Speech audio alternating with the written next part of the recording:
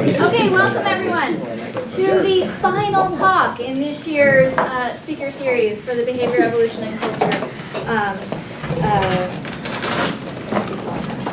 Screwed it up on the last recording.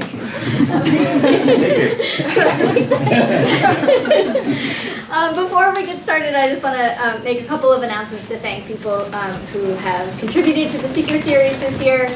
Also, there's a sign-in sheet going around, so while I'm doing that, if you haven't already signed the sheet going around, please do. But I want to say a special thank you to our funders, who this year were the Department of Anthropology, the Kotzen Institute, the Department of Communication Studies, the Department of Ecology and Evolutionary Biology. I also want to really thank Sonia Galletti in the back. She is responsible for much of the organization that goes on behind the scenes, and she's been really, truly wonderful and is about to graduate, and so we're excited to see what she does next. And also I'd like to introduce next year's Beck assistant, Marley Zinsner, yes, who will be the person taking over next year and doing all of those same functional things that keep us running. I also want to thank Dan Fessler, who served another year as Beck director.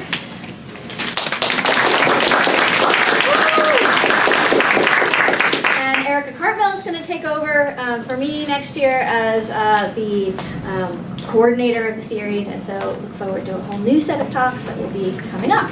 And do send your suggestions to Erica. Yes, if you have not, like me, done so already. And lastly, as in I have not done so already, but I have promised to. We should thank Brooke also for.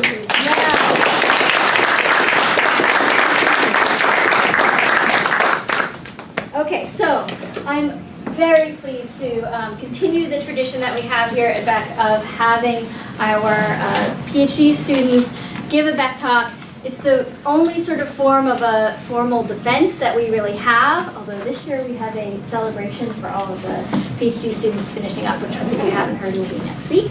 But giving a Beck talk is an opportunity to give a much longer kind of synopsis of the research that our students have been doing. And Kotrina actually was here as an undergrad, so she just told me she came to her first Beck talk 10 years ago. So this is really coming full circle for her to be able to be here and give this talk, testing hypotheses about social cognition with observational data. So we're thrilled to have you finish off the series with us.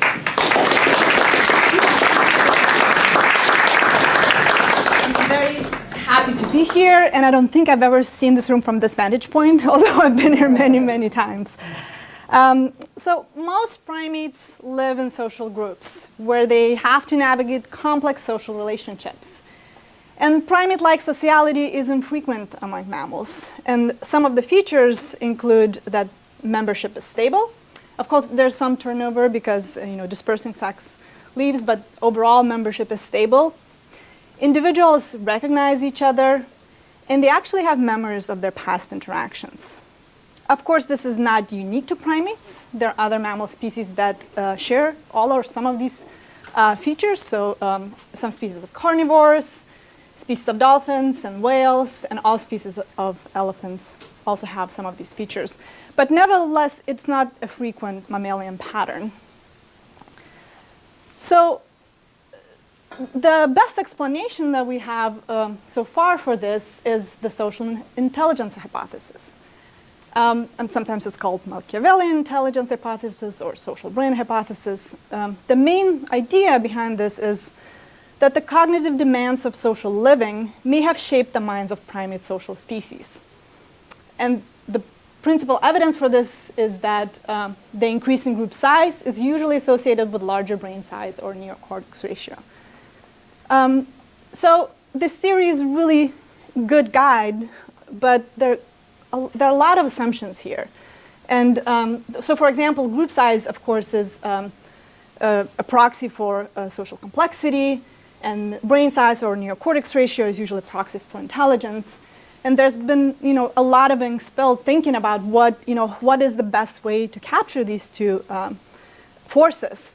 And there's not necessarily a good agreement. And also I would want to, point out that people who did these studies, they wouldn't necessarily claim that, group size is the best way to actually capture social complexity. It's just sort of like the easy way in the data that we have, and we can do it.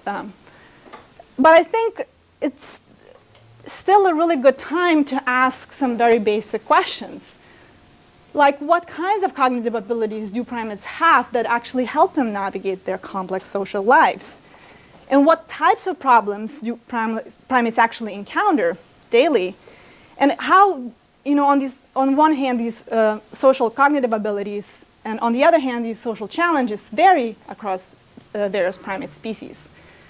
And I think, if we can accumulate more empirical evidence, hopefully that can actually help us build the theory further and develop, how the dynamics between social intelligence and social complexity actually, what the dynamics actually are.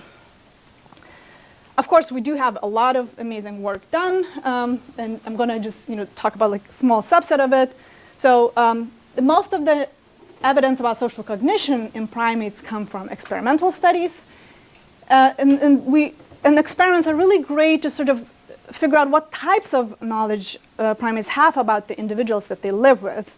So we do know that they know about kinship relationships, they know about dominance, and they also have some knowledge of third-party relationships. And experiments are great because, if done well, you can actually control most of the conditions. So then if it's done well, you can actually easily infer, what is the only one possible explanation for this behavior, if it's done well. But like any, method, experiments have its own drawbacks. And some of these drawbacks are, as I said, good experiments are really hard to design, and I think people who do experiments would agree with that. There are also some practical and ethical considerations. So, practical considerations can be something like if you are trying to, experiment on coalitionary behavior, can you actually capture all the conditions that the individual can find themselves given, the position in their social network, sort of in the natural world. But also, there's also an ethical consideration: should we actually, have animals get into conflicts, right? So it could be either or both of those things that pose problems. And of course, there are questions of ecological validity, because in experiments, it's not always clear that the conditions actually mimic well the real world sort of challenges that animals face. And observational studies don't have some of these problems because they really have this rich information how animals use social information in their daily lives. But we know far less about primate social cognition in the wild. Of course, we have a lot of anecdotal evidence, but those kind of evidence is usually taken with a huge grain of salt, and of course for good reason, because they were not subject to rigorous analyses. And we do have some observational studies, but they're not numerous, certainly, and I'm going to present some of them in a minute. But again, observational studies have their own drawbacks, like any method, as I mentioned, and some of those drawbacks are these. So, if you go into the wild, you actually have no control of the conditions whatsoever. Animals do all kinds of things, and as a result, the patterns that you observe are typically consistent with multiple explanations, and it's really hard to figure out which of these explanations is more likely. And perhaps Occam's razor is not always the best way to sort of arbitrate between them. So I think what we do need is, if we want to use observational data to study social cognition, we do need methods that allow us to compare the plausibility of these hypotheses to each other. And I think that there are some methods today that allows us to do that, and I'm going to show you one example today. But first, if we want to study primate social cognition in the wild, primates have very rich social lives. They do many, many different things. How do we pick particular contexts where we're going to look for something? So I would like to suggest that coalitionary aggression is a really good context to look into. It's because, well, some of the reasons are because there are multiple individuals involved in coalitions, and they typically have to make decisions really quickly, who to ask for help, who to join, and so forth. Another thing I would like to suggest that capuchin monkeys are particularly good species to look into coalitionary aggression because they have very frequent and highly coordinated coalition behavior. So they get involved in coalitions often. They have very stereotyped signals of communication. I'm going to show you some of them today. And so that's really good for primatologists, right? Because you can actually identify, when an individual is asking for help easily. And they also have very high rates of coalitionary lethal aggression, which means that these interactions can be sort of fitness affecting immediately sometimes, or also in the long term. So in this talk, I have two main goals. So first, I would like to ask this question. What social information do capuchins use when choosing an ally in coalitionary conflict? And then I would also, or simultaneously, I would also like to ask this methodological question. Can we actually compare the plausibility of multiple competing explanations from observational data? So as I mentioned, there have been observational studies that looked into this precise question, taking the observed conflicts, coalitionary conflicts that you have, what kind of decision rules can explain the observed patterns of recruitment behavior. There are not numerous, there are only these 3 studies, as far as I know, of observational data. And all of them used a similar technique to infer, to make inferences. All 3 of them basically use simulation technique that I'm going to describe in a second. This third study used a slightly different technique, but the main sort of method is the same. And now I'm going to actually focus on the second study, which all 3 authors are here in the room. And also, so for a couple of reasons, I want to show you sort of how the previous methods work and what are sort of the pluses and what sort of drawbacks were there. And I'm going to build on that. And the second reason is because the data set that I'm going to present today actually is the same data set as the data set published in 2004. So really briefly, what do capuchin sort of conflicts look like? What does data structure look like? So typically, you have a focal animal and the opponent. They get into a fight. And there are multiple individuals around them that are available for recruitment. And the number of individuals is variable. It doesn't have to be, it's never the same group. It can be a subset of the group, but it can vary. It's not 3 all the time. So you have multiple observations of these conflicts where a focal animal requested help from one of the audience member. And then this is how you use simulation technique. So first, you define a rule. You say, well, maybe animals are recruiting somebody who is the highest ranking from those that are available to them. Then you can look through all the conflicts that you recorded and actually see where that was true, right? So let's say you compute the proportion from all observed fights where the decision maker recruited somebody who was highest ranking. Let's say something like 0.7 fights actually are consistent with this observation, with this rule. The next step is to ask, well, what if I preserve the audience member structure as I observed in the wild, but instead of, but now I actually know that every time I'm going to pick animal in the conflict, I'm going to not have any kind of decision. Well, I will have a decision room that's not going to be recruit the highest ranking audience member, but I simply will pick somebody randomly, right? So you write a computer program that does it, and you go through each rule, and you pick animal randomly while preserving the observed audience member structure. And at the end, you can compute again proportion, which basically tells you if the generating process of picking the animal is random, how often you're still going to get audience member who's the highest ranking, right? So since you do it with a computer, you can iterate this process many, many times. So eventually, you end up with these distribution of these proportions under the null model. And the final step, then, you check, OK, so if I know if the world was, well, if the decision-making process was random, and I know that's a distribution of proportions that I should see in that case, where does my observed proportion actually falls into this distribution? And if it falls in the very far tail, you get a p-value that's small. Then you can make an inference that assuming that the choices, assuming the null model where the choices are made random, it's not very likely that I'm going to observe the proportion that I observed in the wild. Therefore, I can infer that the suggested rule, recruit the highest ranking audience member, is actually a plausible rule to explain the pattern. So in the study, the authors tested 5 main rules. 2 of them were within, so they had information about relationship quality and about the rank of everyone involved in the fight. And they basically tested these rules, each of them against the null model. So within relationship quality, do monkeys actually solicit the audience member who has the highest relationship quality with them? Or maybe they solicit somebody who has better relationship quality with them than with their opponent. And within rank, they modeled the rules. Maybe they solicit somebody who is the highest ranking, like the example I gave you. Or maybe they solicit somebody who outranks their opponent.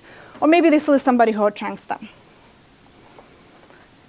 So testing each of these rules against the null model, they found that 4 out of 5 rules were actually plausible using this method. And we learned, this is a very innovative way of sort of figuring out by preserving the audience member, preserving what kind of choices individuals have to make inferences about their decision making. However, I think there are a couple of things that could be improved. So first thing, this kind of method does not actually estimate the plausibility of the rule itself. It estimates the plausibility of the null model, and then you base your inferences on that. Second of all, it doesn't really estimate the effect size, right? So if rank matters, how much it matters, the model doesn't really tell you.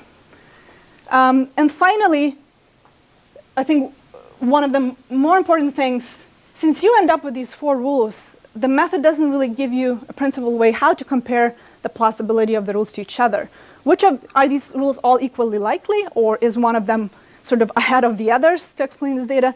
There's no principled way to do this. So keeping these 3 drawbacks in mind, we reanalyzed data, the same data set, and I'm going to show you the study right now. So first, a little bit about white-faced capuchins, although most of you heard about them a lot. So these are group-living New World primates. They show female phylopatry while males disperse. And males very often go in groups when they leave. The species is also characterized by very long alpha male tenures, as well as by very high reproductive skew, where alpha male gets a really good chunk of the of kids that he sires. They live really long time, so up to 55 years. But of course, this is in captivity. In the wild, they usually live, the oldest ones we see around 40 years or so. Females reach sexual maturity around age of 6, and we do know that males can reproduce at age of 6, but there's like literally 1 male observed in the population that we study, because they are still pretty small. They grow to full body size around 10 and become more competitive and don't reproduce really up till then. So here's the data. So it was collected at Lomas Barbudal Monkey Project by Dr. Susan Perry. It was collected in between 1991 and 1993. There are 110 conflicts in the data set. They all come from one monkey group, Abby's group. There were 21 monkeys, 4 adults, 6 adult females, 4 adult males, 6 adult females, and 11 immatures. The following criteria were used to include the conflicts in the data set. So first of all, there has to be aggressive action and response.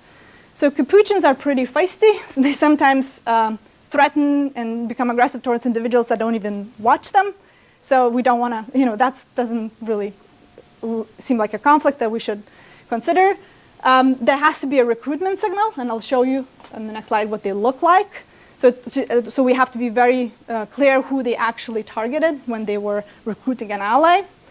And audience members were all the individuals that were within 10 to 20 meter radius. And the reason it's a range because sometimes there's just nothing you can see behind 10 meters. Okay, so what do capuchin recruitment signals look like? So here are some of them. In these cases, these monkeys are already in a coalition, right? They're already together.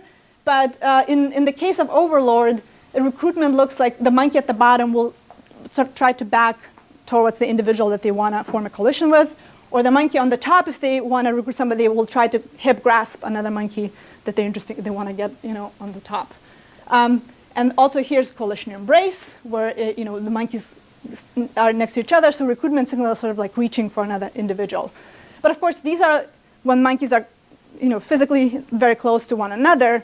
The most common recruitment signal is a head flag, and I'm going to show you a short video right now. So it's not capuchin-specific behavior. Other primates also do it, like macaques. In this case, the individual on your left will be head flagging to the individual on the right.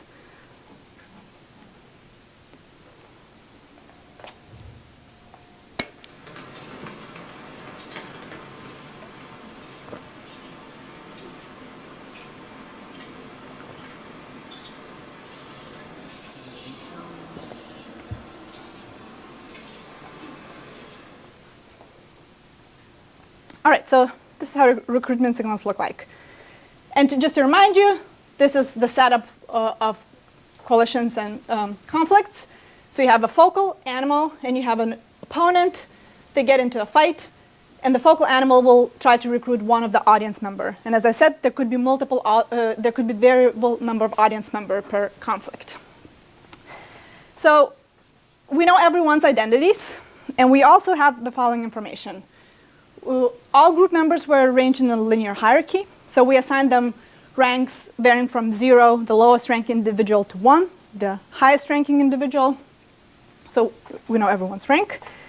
And we knew every dyad relationship quality. And relationship quality here basically represents the proportion of positive interactions that the two individuals have during the study period divided by the sum of positive and negative interactions. So it also ranges from 0 to 1. So a dyad who has a relationship quality index of 1 means that their interactions are only positive all the time. The dyad has a relationship index of 0 means that they only have negative interactions, and anything in between. And I want to say, before I move on, we don't have a kinship information in this data set. Most of you probably would think that's an obvious thing to look at, and we are interested in looking at, and we have more recent data that I also helped collect during my PhD here, where we will have kinship information, but in this data set, it's not available. Okay, so we have this information, and this is how we thought about how rank and relationship quality might be used in decision-making process. So it could be that what the focal individual or decision maker actually cares is these absolute criteria. So who is the highest ranking audience member, right? So in this case, B audience member is the highest ranking from these 3 audience members available.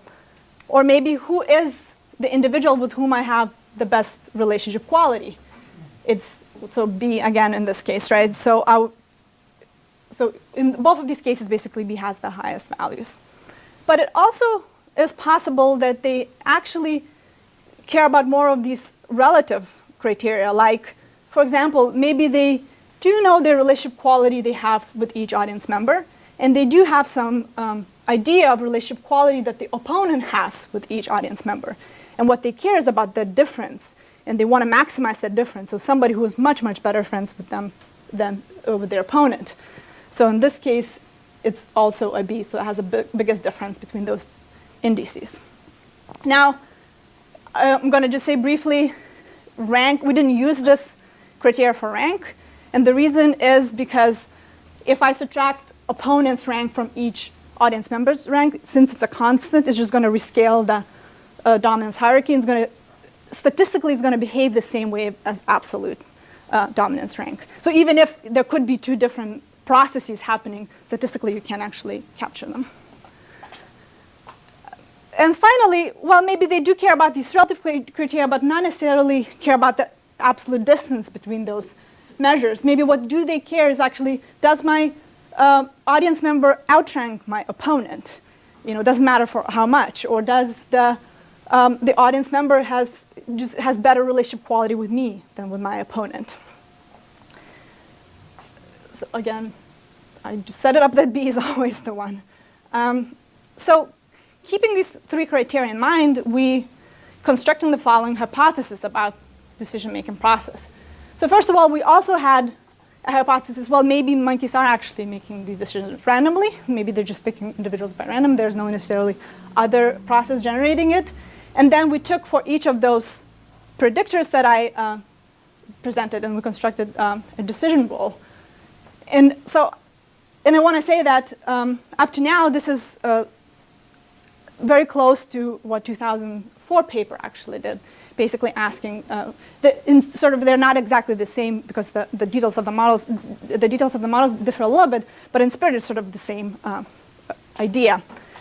But with our methods, we could actually integrate these two pieces of information. So maybe they not only care about rank or only about relationship quality, maybe they actually are able to integrate those two pieces of information when they are making the decision. So these are two. So for each criteria, we made two predictor models, and we also thought that, well, there could be an interaction between these two things. So you might care about relationship quality when when the audience member is really low ranking, but you might have a bit different attitude when it's an alpha male, and you might not care so much about how good friend of yours he is. So to model these hypotheses, we used a multi-level conditional logistic regression model. And the main reason we did this is because when you're estimating the probability, you really want the likelihood of the soliciting of audience member to depend not only on their on the attributes of themselves, but also how do they compare to other choices that are available there. So I think one of the main reasons why people just didn't fit logistic regressions to this kind of data in the past is the simple logistic regression, the only thing it allows you is to incorporate information about how the audience member that you recruited, what are the what are their attributes that are contributing to the decision-making process, but it's really hard and it doesn't do it in a sufficient way if you want to also compare, like, how do they compare to other choices available? Because they always have, it probably depends on who's around them when they're making a decision. So more specifically, so conditional logistic regression is just a type of logistic regression, basically. And this is how it differs from usual logistic regression. It's a two-step process. So first of all, you assume that each individual in the audience, so each audience member, has a score that you're going to estimate using their, all right, maybe I can use this, using their rank, their relationship quality, and then their interaction between rank and relationship quality. And of course, if you're just modeling one predictor, you can set, let's say if I'm only interested in rank, I can set these to 0, and then it's going to be only one predictor in the model. So far, this looks like a usual logistic regression, but the second step really separates it from it. So once you actually are inferring probabilities from these audience member scores, you take the audience member score who was solicited. Sorry, I'm going to go around. So you take the exponential of audience member score who was solicited, and then you divide it by the sum of all audience members who were available, exponential of their audience member score. So what it does, it basically, the probability becomes between 0 and 1, and it really becomes context dependent. So for example, if you have two individuals who are very similar in their attributes, let's say it's a first ranking male and he has a perfect relationship quality with the decision maker, and then there's a second ranking male who has also perfect relationship quality with the decision maker, they will have very similar scores. So if there two are only them are available, the probability will be almost 50-50. Of course, a little bit more towards the one who is the highest ranking. But if you have a different situation where you have the same, highest ranking male, let's say with a perfect relationship quality, but then another individual is very low ranking and has very poor relationship quality with you, then the probability space will be divided, something like, I don't know, 0.9 or something, and very little one to the one who has much lower score.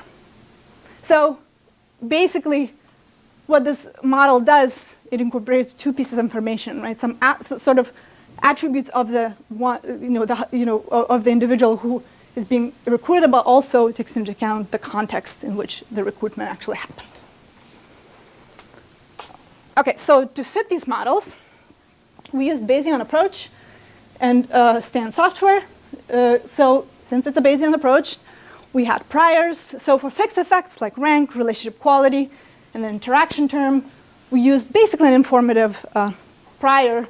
Now for random effects, so we use random effects on a decision maker because decision makers were basically measured multiple times.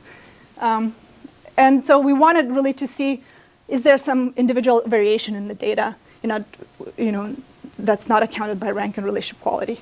And so actually we did we used a couple of different approaches.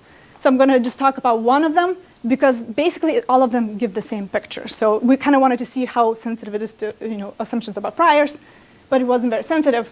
So the one I'm going to show you, to estimate the variance of the random effects, so how much individual variation there is in decision makers, we model the variance basically estimated from the data using inverse gamma prior. And finally, to compare the plausibility of these models to each other, we used WAIC scores. So WAIC scores basically estimate out-of-sample predictive validity, so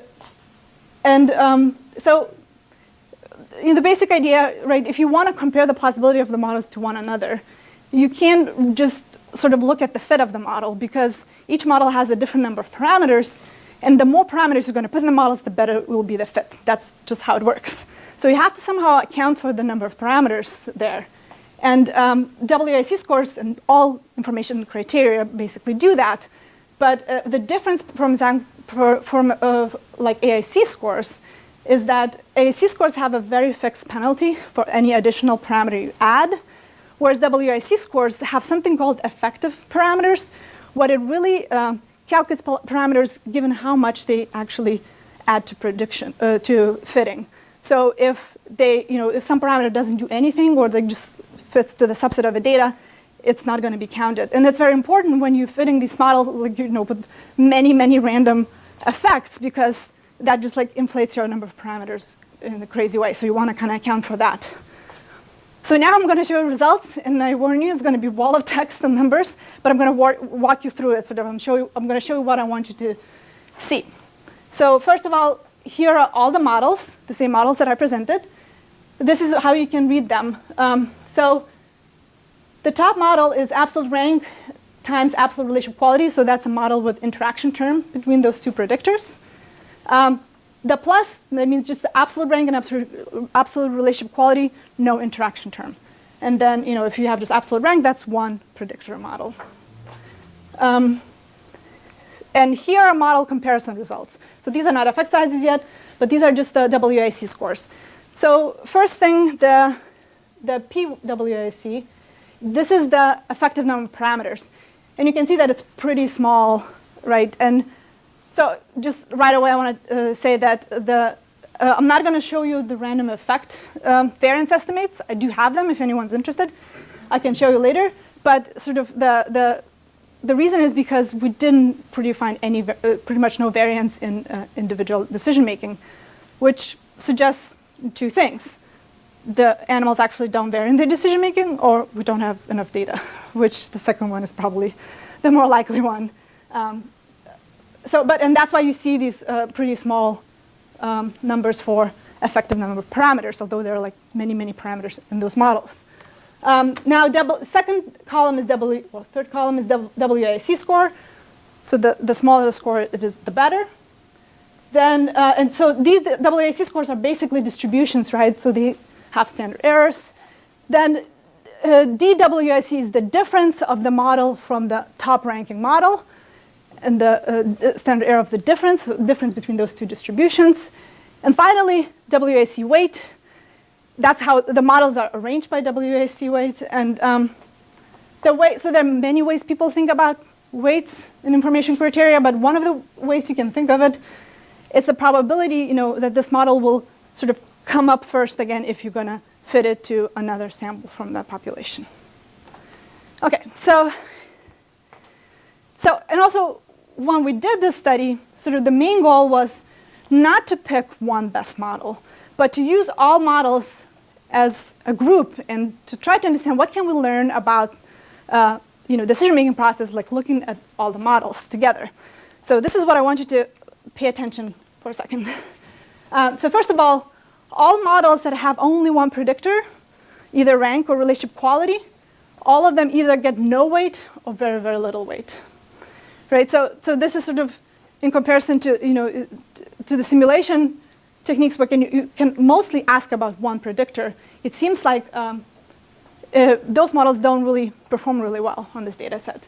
Another thing I want to point out that the random choice model is here. So what we did differently is we treated random choice model as just one of the possibilities. And in this case, when you compare random choice model to everyone else, it ranks really, really low as well.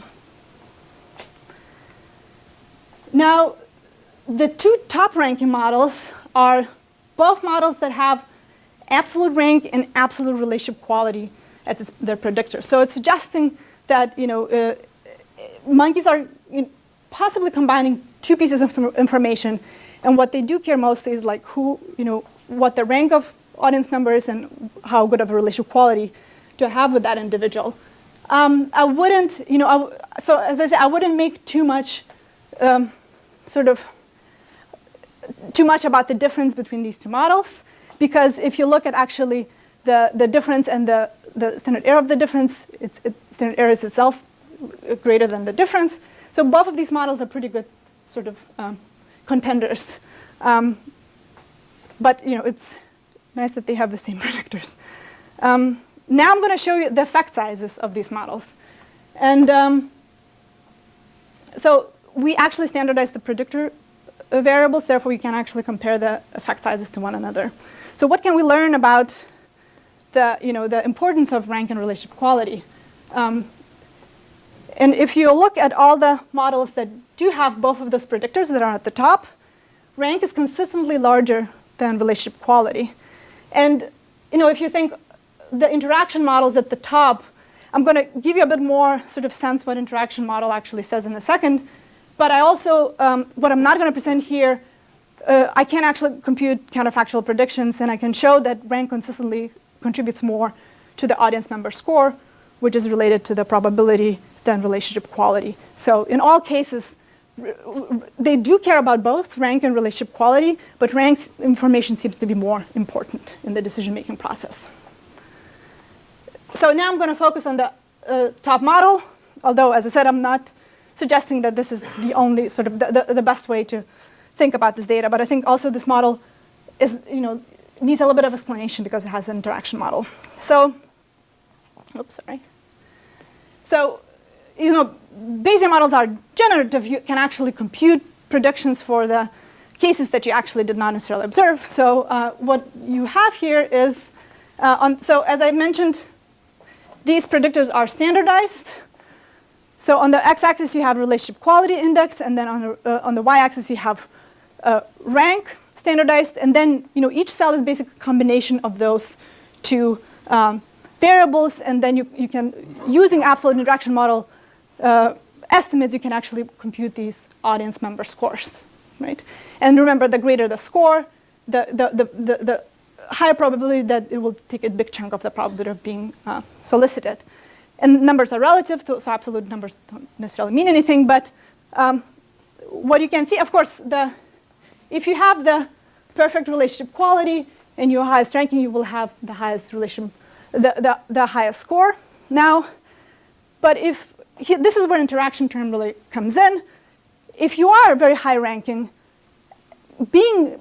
having better relationship quality does add to your score, definitely, but adds very little in comparison to if you are very low ranking and you add better relationship quality.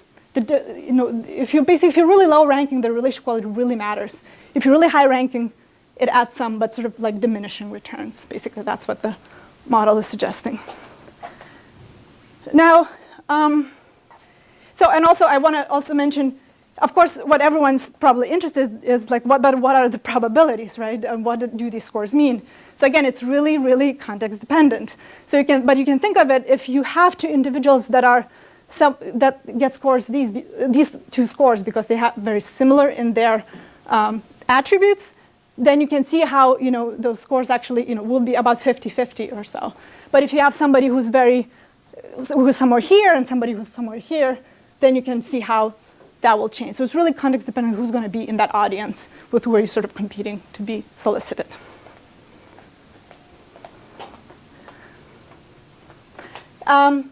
So now I also want to sort of show you a little bit, what uncertainty is involved with all of this, because of course, we didn't have all the possible combinations. They don't necessarily exist in capuchin world. So majority of the data is available from this area, right? Which means that, here at the bottom where you have low relation quality and low rank, there's going to be much fewer information. So of course, this looks like a sort of like a plane, the way I showed you, but it's really, it's sort of like a 3D object. So I'm going to show you some of these plots that I just made, so they're not great, but I think they can sort of illustrate some uncertainty associated with these estimates. So first of all, this is the same heat map, just sort of plotted 3D, and then I showed three different sides of it, so you can get sort of a sense what it is. So, like the red is the combinations with a very high rank and relationship quality.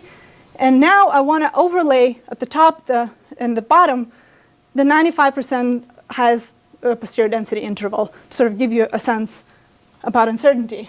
And if I do that, you can see where in those hot areas where we had also most of the data, the model is pretty confident. But when you go into these areas where you don't actually have data, the model is like, I don't know, it's somewhere there, but it's not very clear.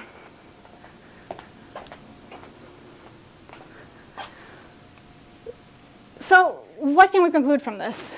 I would like to suggest that white-faced capuchin monkeys use both rank and relationship quality to recruit allies.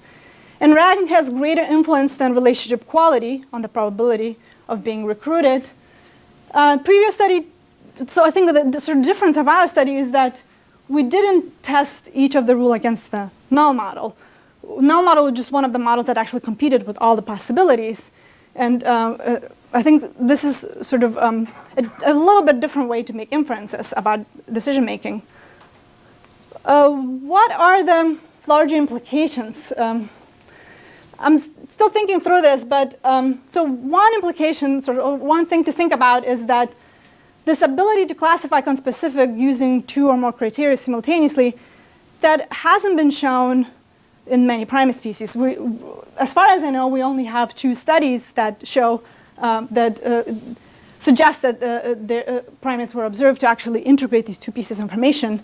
The first one comes from baboons, and it's by Bergman and colleagues. It's an experiment where they showed that baboons are able to simultaneously classify individuals based on their kinship and dominance. And another study comes from Skeena and colleagues. It's one of these studies that I was, observational studies in captive setting that I was describing at the beginning, where they suggest that Japanese macaques seem to also integrate information about kinship and dominance rank.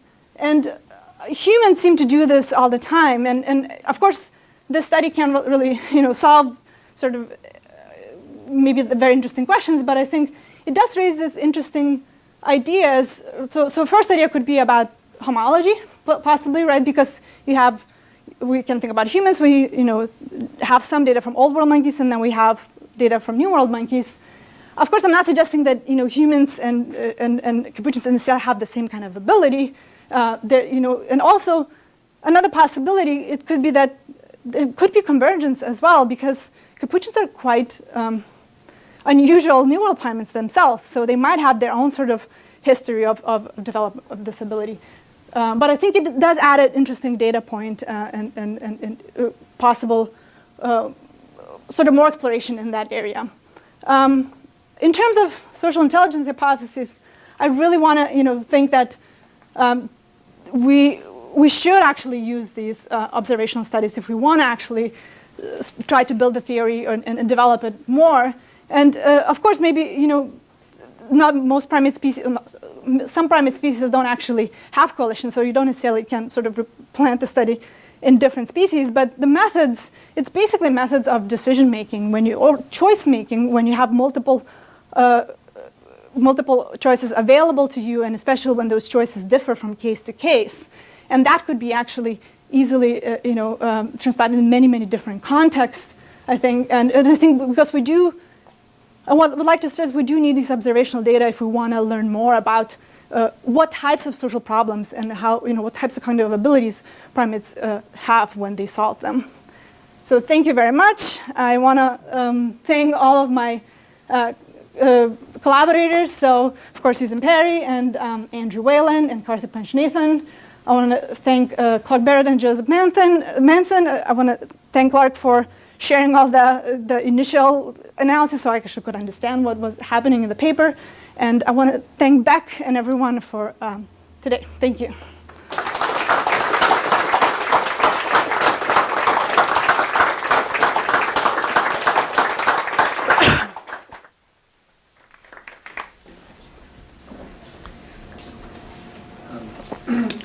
Wonderful. The analyses, I think, are really great, especially the way that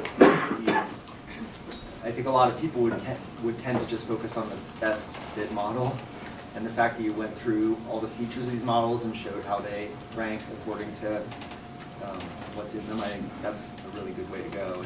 Thanks. Not enough people do that.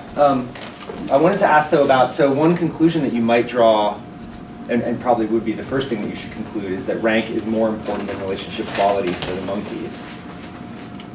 But you should, it seems like there's a variety of questions about, well, one question that comes up is, could that be an so one way of thinking about it is, you could think, like, what would be the adaptive reasons for that? And probably that's worth thinking about. You might also wonder, though, could it be an artifact of certain things? So, I mean, I don't know, and maybe Susan has some comments on this too, but rank, if I get how you compute it, like you actually infer it from your data, it could be that rank is somehow more objectively observable by the field worker, the way that it's measured, whereas relationship quality, because it's this index that, I mean, it's not like it's not objective, right? But could it be that there's aspects of relationship quality that do way larger, and that this is like a worse estimate of whatever is in the monkey's mind than rank is, right? Because rank is based on, if I get it, it's based on sort of like outcomes of fights and things like that. And then the relationship quality might somehow be less well estimated by the observation. And then if it has a lower effect size in the model, I don't know if you have any thoughts on that. So maybe two things. So one thing related to this particular data set, and we talked about this a long time ago, and that's not quite what you're asking, so I'll get to that in a second. So one thing, if what matters really is how rank and relationship quality varies within each fight. So I plotted for sort of like each, and maybe if like relationship quality just doesn't vary much and rank varies a lot, then you would say like, well, of course rank explains more because it just like has stability. But that wasn't true, like empirically, just looking at the data. Now I'm very sympathetic to the argument that you laid out. So one of the things about relationship quality, I think it's like, I'm so interested, how do you measure relationship quality? And I think there are problems with, so thinking about if it's a proportion of these positive over, negative plus positive, it could be problematic if you have a lot of different amounts of information, but although in this particular case, I think since Susan was concentrated on this one group, everyone's kind of observed about the same amount of time. Sorry, you still have, there are individuals who interact less often. So even though they are observed at the same time, there's different amounts of things in the numerator and the denominator for the relationship quality. However, as you know from our interminable rank discussions, I'd say rank is a lot harder to measure than relationship quality. If I had to put my money on one or the other, I'd say the relationship quality is more solid than the rank. Oh, okay. So I think, because rank has this history in primatology, like, you can arrange everyone in linear dominance hierarchy, but we've been working on rank estimates right now, and it's not that easy actually, so. So I think. I actually think in this data set we were pretty solid on the rank, but when we're trying to expand this so that we can use the data from the years when we have kinship, and when we start spreading a team of 3 to 6 people over 10 monkey groups, the amount of data going into rank is really frighteningly small. So we really, for capuchins, you have to use not outcome of conflicts because they're so coalition oriented that that doesn't really tell you much about the dyadic property. It's more about the power structure as a whole. So you have to use spontaneous submission. And capuchins are also very loath to submit to anything. And so really, you have to watch the monkeys for at least 100 hours to get one observation that's relevant to determining rank. And so it really takes a long time. And during certain time periods, certain groups, we get pretty nervous about the whole thing. So. And one more thing I can add is that still I think relation quality could be improved by incorporating the information of how much the individuals actually interacted, because right now they kind of made artificially the same by proportion, which is problematic. Yes. Hi. So first off, I want to say I really enjoyed your talk, and also Kotrina gave a talk at Cebus that was very relevant to this exact thing that we're talking about. So I don't know if Cebus records things, but I highly recommend if that exists. Secondly, I thought your graphs, that really helped me conceptualize it, and I think it's wonderful how you're taking these really abstract mathematical concepts and making it something that we can understand and we can use. The last thing I wanted to ask, though, is have you thought about trying to use similar methods on the level of like international relations or something like that, like how to? And yeah, you probably have thought about this.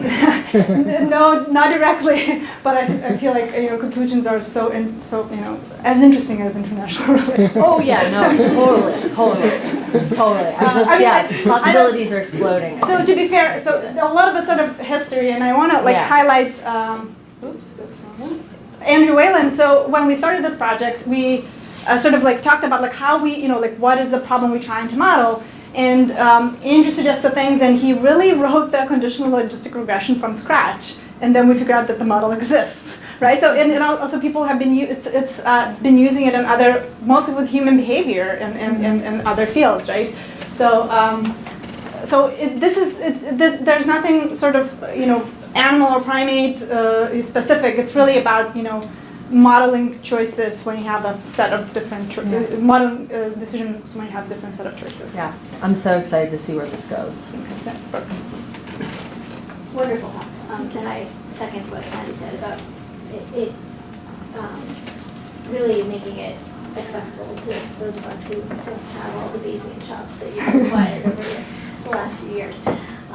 So I have a question that's part trying to understand the context a little bit more, and then I know it's not something that was included in this analysis, but something that maybe you could shed some light on, which is about how often, if there is a conflict, that individuals actually do recruit. So I'm wondering sort of in what proportion of conflicts an audience member actually gets recruited into them, and then if that is a substantial, if there is substantial variation there, that thinking about what predicts the binary choice of whether to recruit someone or just not recruit anyone at all. And I'm wondering if they're part of the decision, like another component that wasn't included here is thinking about whether the opponent has recruited somebody. I mean, presumably if they do, you're more likely to then also, right? And then you would need to sort of blow this out in thinking about, well then, what's the relationship between the opponent and the person that they've chosen versus the potential other people who are left. And anyway, it gets very complicated very quickly. Yes, so exactly, it is very complicated. And so I'm going to narrow down, everything I said, because basically what we have in this data set is the first attempt.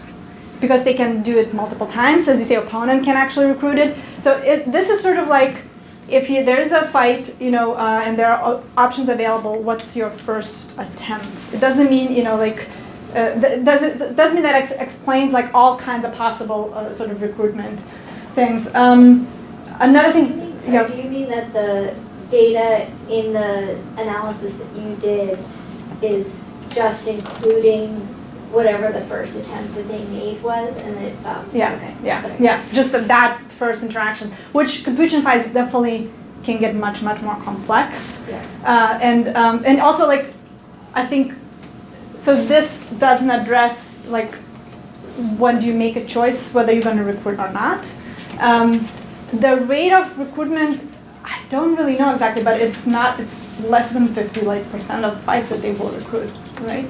Yeah, we have calculated that before. I can't remember what it is, but yeah, I'd say it's probably between 25 and 50%, something like that. Yeah, so not all the time, right? So there's definitely another way to think about if you have a fight or like a conflict, and if there's somebody available, how do you make a decision to recruit or not, which is separate. This is like assuming that you made a decision to recruit, what do you do, right? And that initial decision then of to recruit or not could be based on factors that are linked to the dyad, right? Like oh yeah, thank you for, yeah, exactly. So we had random effects on decision maker. I think it would be better, and I just did not have enough time, and I really want to do this. There's probably something about these dyadic relationships, and you could fit random effects on dyads, and that can, So for example, in this data set, I think a lot of it is driven by the alpha male, but there were 2 alpha males in this study, so there was alpha male reversal. And so it doesn't seem to be that it is the sort of the personality of the alpha male that's driving it. But if you fitted these dyadic random effects, then you can actually give some evidence for that and not just say it, you know what I mean? So then you could actually say, like, what is it something different about the dyadic relationships or not? And I think that's actually what's really interesting, because they are embedded in these, in the social networks, and sort of like they're probably, it would be better to have dyadic random effects here. But yeah. First off, great talk. I want to echo the effusive compliments that everybody else has been directing toward you. My question is, I thought the point you had raised about basically a failure to find any evidence of variance, or like a random effects model. So I was wondering if you could speak a little bit more to that, and talk about why you think that is more likely evidence of just insufficient data as opposed to reflecting, like, given the constraints of the circumstance that, so I'm thinking sort of like by analogy, if you have somebody who hasn't eaten in a day and you give them an option between like a salad or some French fries or something, like most people I'd imagine would, that there would be some constraints on their behavior that are, under other conditions subject to variance, but there might be something sort of about that situation. So could you speak to that? Yeah, so so it's a good question, right? I think, so there are 110 fights, which is not, it's not small, but it's not terribly large, right? If the data set was larger and we didn't find any, evidence for individual differences, then I would say, yeah, but since it is not large, and also, I don't, and my prayers are that there's probably some individuals care about some things more than others, and I don't have any evidence for individual variation, and I don't necessarily make any claims that there's no individual variation, or, we don't have enough data either way, but if I would suspect that there will be individuals might have different strategies, when they're recruiting allies, and some of them might, maybe if you have a certain relationship with alpha male, you might go more for him, and then if you don't, maybe it just doesn't make sense for you to even try to recruit them because he's not gonna respond. But I think that we do have more data. So the next thing to do, I think, to look at multiple groups, because this data set is from one group, right? So it's like really like the story of this one group. But it would be interesting, does this hold when you actually look at other different contexts where the social network or like the composition of group will vary a little bit? Do you actually recover these results, or does the story get also kinship information? Although I do think that kinship information is somewhat incorporated in sociology. Sorry, the social relationship index, and partly because we do know that capuchins just have these kinship biases, so probably some of that information is in there. You mentioned that the population included adult males, adult females, and juveniles, but you didn't talk about a gender difference at all. would males recruit a female? Would anybody recruit a juvenile? No, it's not. It's not in the model. It's also just one small group, So there, so just looking empirically, majority of individuals being recruited were the adults. Actually, so were the all adult males and all adult females, especially the two highest ranking females. Vervets are interesting because two females can be fighting with each other, and if a male joins, then those two females will coalesce together against the male because he's not allowed to threaten them or to threaten a juvenile. But you don't see anything like that. Actually, so I did at one point. Actually, I looked at each individual and sort of like I was curious, like what are the can you empirically see sort of different strategies, and there's. I mean, there were no like stark difference. So like, juveniles just behave so much more differently than. But I never tried to like incorporate that information in the model. But yeah. One question, I actually have one very general question, then one more specific question. The general question was just about the social intelligence hypothesis, and so just a question about whether you know if that similar kind of integration you see capuchins doing in non-social contexts. So say in decision contexts and rock to choose for breaking open a nut, if they're integrating different information about, let's say, the weight and the shape of the rock. And if they did, then that would be sort of interesting with respect to the division of labor between the social problem solving and the asocial problem solving. So one question, do you see this in non-social domain, these kinds of cognitive capacities that work in non-social domains? So first of all, I don't know about the physical domain if there are reports of them integrating information. But and the second thing, I think I think that's where like I wouldn't say like only observational studies or only experiments can sort of solve these things, because when you do these observational studies, you're not really sort of trying to figure out, do they have a specific thing, and what are the boundaries of it. I think experiments are much better at that. But observational studies, sort of, you can say, like given what I observed, what kind of possibilities are there? So I feel like, so I have to admit I mostly looked at the social domain, and social domain are just the two studies I mentioned. But I do have to look at whether there are reports in sort of physical, them manipulating things and integrating information, which would be nice, yeah. Yeah, and then the other question I just wanted to ask, I mean, I think it's a question just about like task-specific ranking of how they're doing. So is there in the data information about how past conflicts have gone and whether they could use that? So like as it were, a task-specific index on relationship quality. Because you might imagine, like, there's one agent that's like the brawler in the group that wins every fight they ever engage in, right. And you don't really want to be close to them. They're not very good grooming partners, but they're really good in a fight or something. And because of your knowledge of that, you recruit them in a higher proportion. Is that something? Yeah. So not in this data set, but since we've been the data we've been thinking about, and where's Cloud? Cloud is working on that too. Like how to integrate this recent information that we have about the relationship quality and possible changes, so I think we will be able to look at it, but here it doesn't, in this particular data set it doesn't reflect the very recent, sort of like more like a general tenure between the two.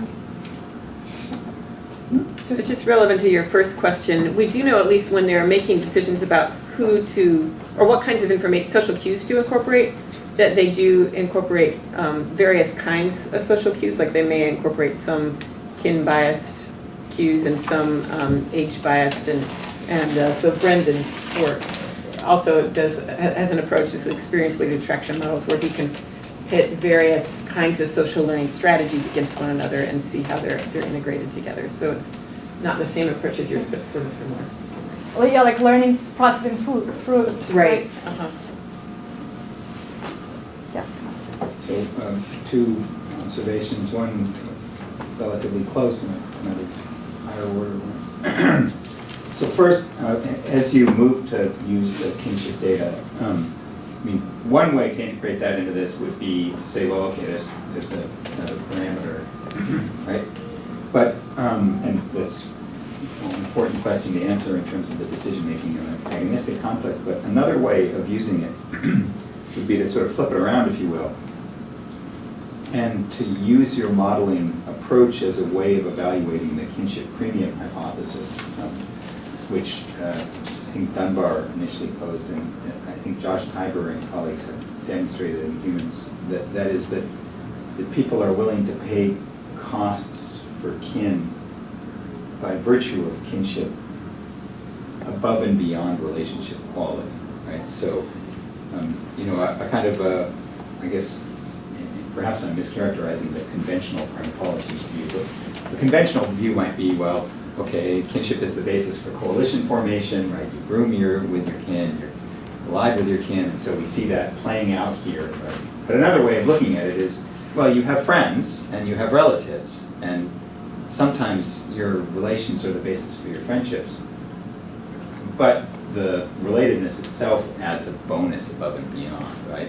So how much are you willing to support kin above and beyond relationship quality in agonistic conflict, which I don't think is possible to test without the modeling approach that allows for multiple parameters. Right? So that would be maybe another way of using those data in the future.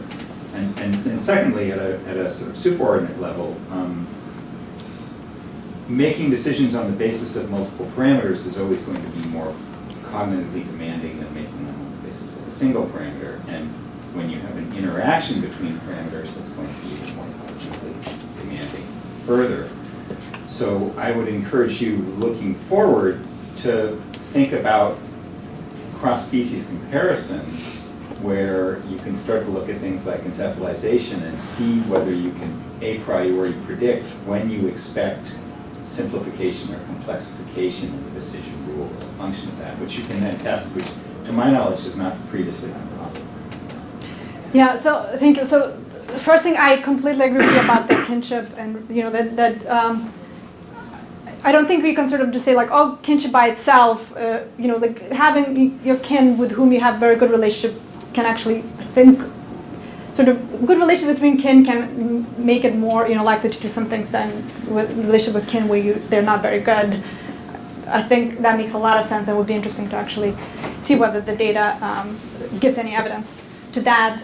The second thing, the interaction term, I kind of, I'm still thinking about it actually. And I had interesting conversations with some other people because to be fair, so that's one of the reasons I don't want to make a big deal out of it. I want to think about what does it mean biologically. Does it actually have some biological explanation, or could it be like some artifact of model fitting, which can also be. So I think an interesting thing would be to, one study can't really solve these things, right? So you want to do another study and sort of see whether you can see the signal, and also I'm still working kind of understand whether could this be the artifact of model fitting, which can be. There you go. Thanks so much. I actually wanted to ask a question about the interaction. So I was wondering just to make sure I understand, like what you found was that if your absolute rank is low, then you are relying more heavily on relationship quality. Or did I misunderstand? Basically, if you're low ranking, the better the relationship quality, the more you're gonna get sort of like added. So you can think about like this: somebody who's very low ranking, the relationship quality will make a very big difference. Right. But somebody who's very high ranking, the relationship quality will make a difference, but it will be sort of less. So as you go up dominance hierarchy, will be diminishing returns of how much being a good friend adds to your score, which is related to So I guess I wanted to know whether you could use any of the data about migrations between groups where you have, over time, have a pretty distinct shift in absolute rank as you migrate from one group to another, whether you could use those sort of opportunities or any kind of rank reshuffling as an opportunity to test the interaction in the model, to see whether in certain individuals, whether the relationship quality kind of might start out, might matter more when individuals first move into a group, and thus they're investing more in developing those relationships, but then as their relationships become... So maybe like, it could, and correct me if I misunderstood it, maybe it could be like if two males, are in this group and they have certain ranks, right, and they have really good relationship quality, and then both of them move, these capuchins do move together. Right. So presumably their relationship quality is the same, but all of a sudden, like the ranks, they're like drop in the hierarchy. So I think that could be a good way to do it. Susan, yeah. Better yet would be fissions, because then you've got two clusters of, so you've got relationships preserved, like a whole network preserved, and then just chopped down the middle. So the low-ranking half suddenly, the top half of the low-ranking half becomes alpha. Right. And you do see some pretty big sort of personality or strategy shifts in those formerly mid-ranking monkeys. I just wondering if you could use that kind of as natural experiments. Yeah. I think fissions actually are perfect because somewhat their social networks are intact, right? And then, but the ranks definitely dramatically change. And behaviors, like the monkeys who are like low become all like... During most of the big fissions in our groups, we weren't doing audience during fights. So, we'll have a... That's right, yeah. We could try it just by estimated audience from... Who was around. Point sample before, after. It wouldn't be as perfect, but... Yeah, because starting 2009, we really focused on fights, and we've been collecting multiple groups. When fights break out, we just we record everything and who's around. So we're planning, I really want to do similar analysis using multiple groups and multiple contexts. Yes. Thank you. Wonderful talk. So the 2004 paper was an attempt, the principal motivating goal of it was to look for signs of triadic awareness. And so in your reanalysis, absolute rank and absolute relationship quality, the best performing models have only those.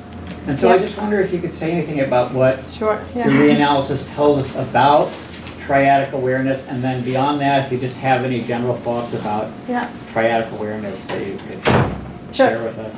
Yeah, so, so a couple of things. So there, how do I start about this? Let me think about this a little bit. So the models that are closest to triadic awareness, here are the threshold and the relative relation quality models.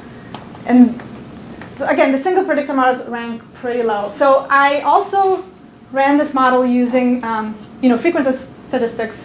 So I can actually recover the same p-values as were reported in 2004. So there was sort of, in a sense, I replicated the things that were in 2004 paper. The problem there that you couldn't really sort of be like, okay, these are plausible based on p-values, and if I put p-values here, you would also get the same kind of picture. But then when you add these models that combine information, that just completely swamps everything that has one predictor. Now, in terms of absolute rank and versus anything that has triadic information, so this is how I've been thinking about this. You can't, as I said, you can't really in observation data look for any specific. You can have hypotheses that specific ability, but you will have other different hypotheses, and the hypotheses kind of compete with one another. So I don't think that this suggests therefore capuchins definitely don't have triadic awareness. We have 2004 study that reports triadic awareness, and the study that reanalyzed it and sort of doesn't find enough evidence to make that claim. I think if we want specifically look for triadic awareness, I think maybe experiments would be a better approach. But I think what this suggests that in this specific context, it seems to be something about integration of two things, and the best way to sort of define this absolute rank and absolute relationship quality. Sorry, I'm not sure it kind of was. But I just think this is a different approach that allows you to compare these hypotheses, and as a result, when you look at those hypotheses that were tested in 2004, they just happen to not have a lot of support. And that's it. Yeah. Thanks. I have a clarification. You're looking at the focal subject and who they're recruiting. Right. Are Are you counting them whether they join or not? No, so not here. That's a really interesting question. Yeah, like that's a different question. Okay. You So know, do they usually? sometimes they do and sometimes they don't. Oh, Yeah, so okay. yeah, there's definitely, it's not always clear, yeah. That's another interesting question that we work on. Okay. And then, will they recruit someone who has threatened against the focal in the past? Oh, capuchins do all kinds of interesting things. They switch allegiances during the fights, and yes. When you think about help, you know, like what, like do they sort of intervene on the side of somebody or sort of, you know, and then we've been looking through these sequences, and yeah, they'll switch sides. But the opportunistic thing is that they almost always recruit the alpha, and he very rarely does anything useful. And I think that's what this kind of reflects, right? Maybe everyone just really loves alpha males. And if he would help, he would be very helpful, he would be but very helpful. he just isn't normally inclined to. Do you think he doesn't do anything, but does the fact that he doesn't join? He He refuses, doesn't join, he or- just keeps eating or napping or whatever. This sounds really reminiscent to the species I'm familiar with. But it could be a failed signal, right? Or it could be that is actually a signal directed at the conflicting partner, right? That is, look who I'm willing to look to for assistance, right? So the fact that the alpha doesn't do anything doesn't mean that it's not an effective strategy. And the alpha may know that he doesn't actually have to do anything a lot of the time. Well, often both parties will recruit him. But still doesn't. I think Erica was first, and then Thea. I was just wondering whether the recruited, whatever, the one to Audience whom member? the recruitment is directed, do they ever get offended? Like, I mean, basically, like, do they ever actively reject? So, like, could a recruitment attempt be perceived as, or sort of end in aggression from the individual that you're attempting to recruit? Is it risky, basically? I'm sure. There probably are cases. I mostly can think of like just very, you know, like disdain response, like I'm not going to even look at you. But I don't, you know, I'm not using. But It does happen. It's not very often. yeah, I'm sure there has, but it's not. Yeah, I don't think it's a costly kind of thing to try to recruit. Okay. Yeah. So I was wondering, like, is there any measure, or do you have any idea of the costs involved in trying to recruit, or recruiting I don't one think so, individual over another? Like, Yeah. do you start with one, if they reject you, do you switch to another one, and then Yeah, the that's second an- one less that's an likely to interesting question, join yeah. because they weren't your first choice? Yeah, you kind of have to think about modeling sequences. Yeah, and it would be really interesting. I'm interested in that, but yeah, definitely. Theo was next. Yeah.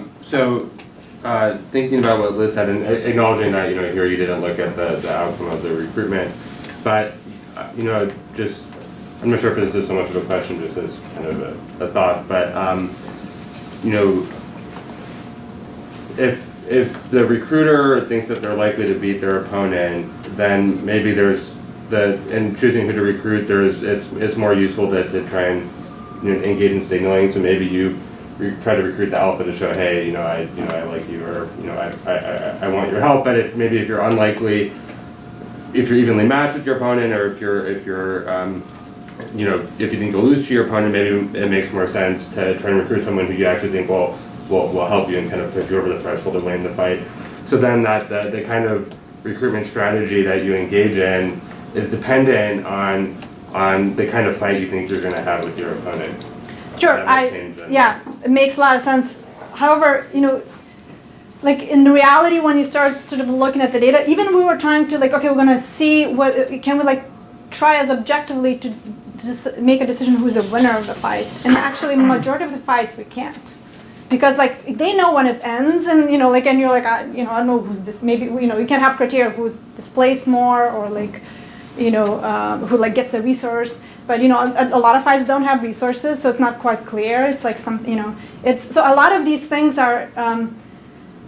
Sometimes you're sort of constrained on how much you can actually measure and put in. But I think, yeah, that sounds like an awesome possibility. In your data matrix where you showed the rank and relationship quality, and then you said that you actually only had real examples of like the top corner, basically. Yeah. So is that saying that all these individuals that are over here were not present as potential. They might not even exist. So there might not even exist somebody who has low rank and zero relationship quality. So these are all the possibilities that, sort of like, this is the possible world. That doesn't mean that capuchins will inhabit always the entire thing, right? They might, they do inhabit everything about rank because that, right? But their majority of relationship qualities were above 0.7 or something like that. So majority of relationship qualities, were pretty high. You have a hidden slide that's relevant to that, right? Which one? Don't you- Yeah, I do have hidden slides, but which one? The ones that show the blue dot amidst the yellow dots, isn't that? Yeah, I can show you. So this is a bit complicated, so I'm not, let me see if I can. So I'm going to show you now the data set, basically. So I'm going to show you all the data.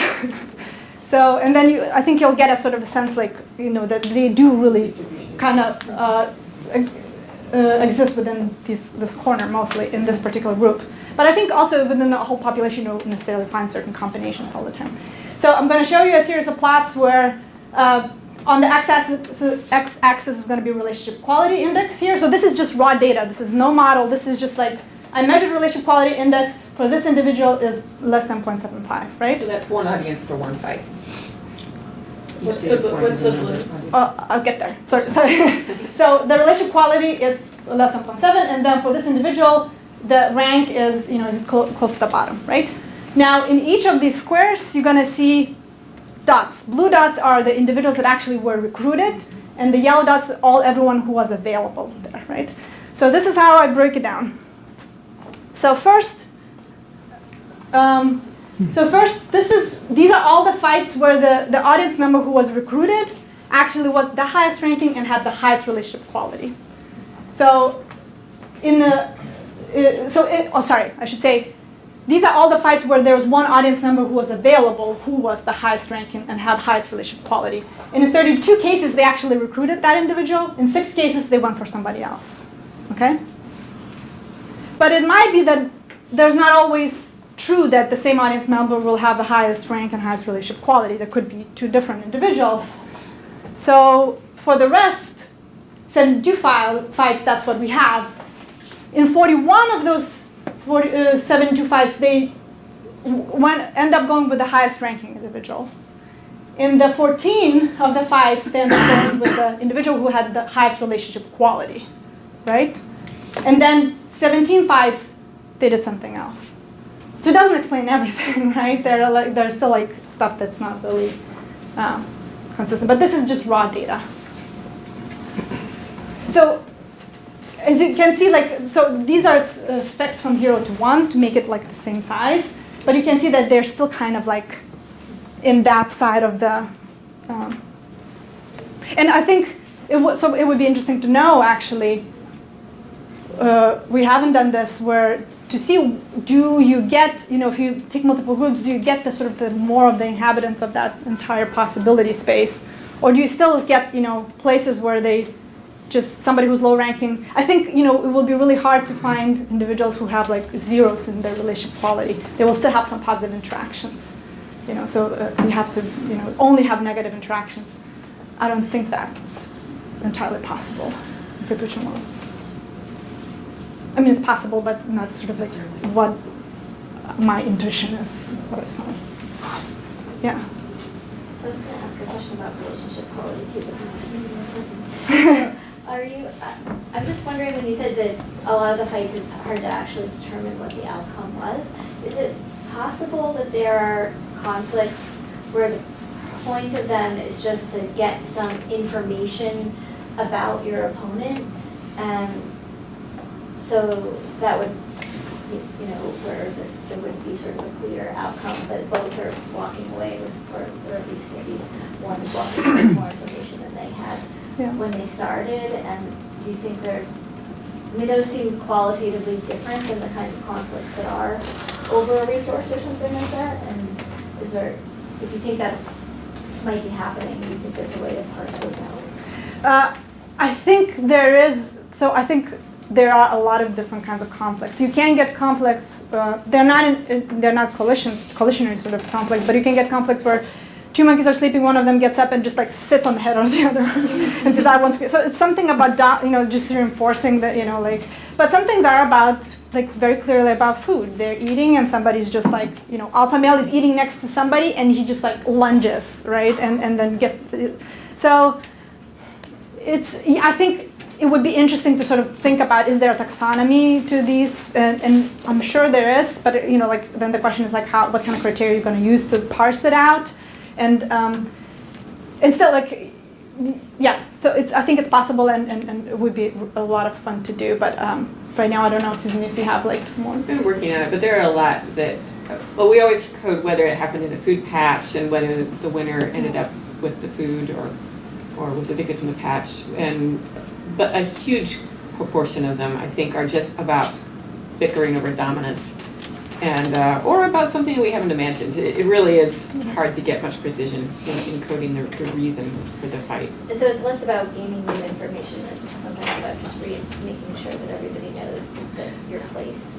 Yeah. The sort of reinforcement of dominance. There's some of that. They don't do as much reinforcement as macaques do, for example, but there is occasionally just random acts of violence where someone just charges over for no reason, no immediate context reason and attacks, and that seems to be more about establishing dominance, I think. But those tend to all happen in where there aren't audience members recruited, those are the kinds of conflicts that include. I don't think so. Yeah, often those long distance attacks are when there's not an audience. Occasionally there is, but if so, not an audience, it's going to help the victim. I think the peril is not to make too many assumptions, and to try to start Okay, I hate to have the last word, but